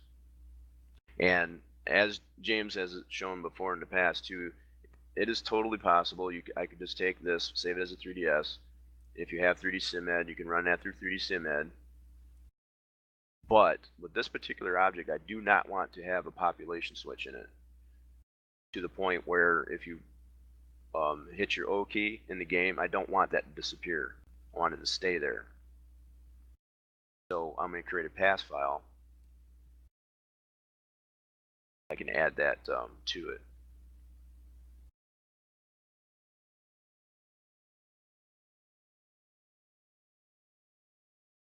There's pros and cons, I guess, to creating models. Once you create models, like in James's case there, I think he's been running his models through 3D SimEd, correct, James? Yes. And there's pros and cons, I guess, to using that. Don't want to get yourself necessarily accustomed to always running all your objects through 3D SimEd. In some cases, whatever, if you have state switches in there, dynamic features to it for race weekend and such like that.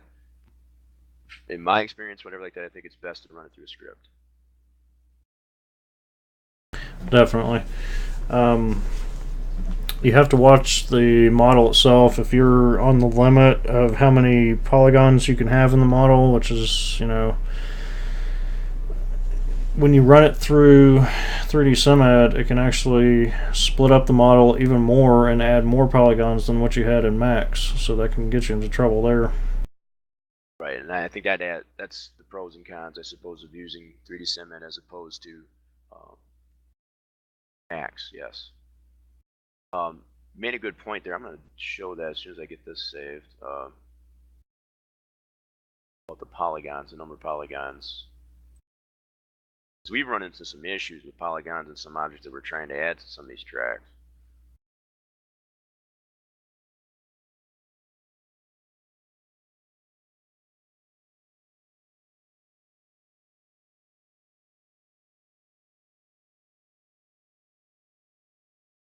Okay, so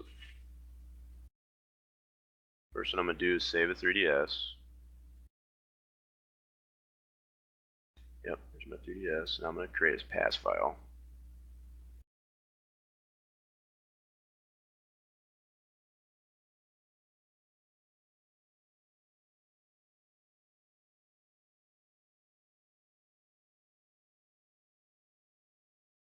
I think, as we mentioned in other streams too, in order for this pass exporter to work, it's a plugin for Max that you have to put into plugins folder. The only versions of Max that it will work into is up to Max 8. Anything beyond Max 8, it will not work. So if you have a newer version, like say, I do have a working version of 2014, it will not work in there. So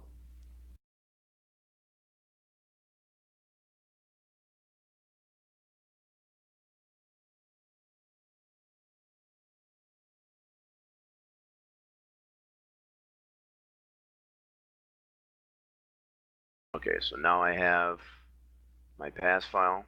I've saved my 3DS. Keeping in mind also, if you don't save a 3DS of your model and only as a pass file, you will not be able to open that model again through the pass. The pass is its only purpose is as an export. There's no way to be able to open a pass file other than running it through the Make 3DO utility, which is a DOS program. I've shown that in a previous stream. So now where this sits, now I can take this pass file, put it into Make 3DO, and I think I'm going to save that for another session. I think that's where I'm going to call it quits there. But just to give viewers out there to know this is where we're at right now. Yep, that sounds good. That's a good place to call it quits for now. Pay attention to the SBP Facebook page and my Twitter, and we'll let you know if we're going to come back and stream later this evening. So, yes, please do like the SBP fan page. As James says, he also has a Twitter account. Keep an eye on those. Turn your notifications on for Twitch to let you know too by email as far as when we're going live. Don't want you to miss anything, but also, as I mentioned earlier in the stream, we are posting these live streams archived up on YouTube, each of our own, the SBP YouTube channel, as well as James has got his, and we're bubbling those within each of our own videos, I guess, to link to each video, so you'll be able to watch, get the same experience as you do on the multi-Twitch, to some degree at least anyway, right? Yep, hopefully you guys had fun, and we'll probably catch you next time. Thanks.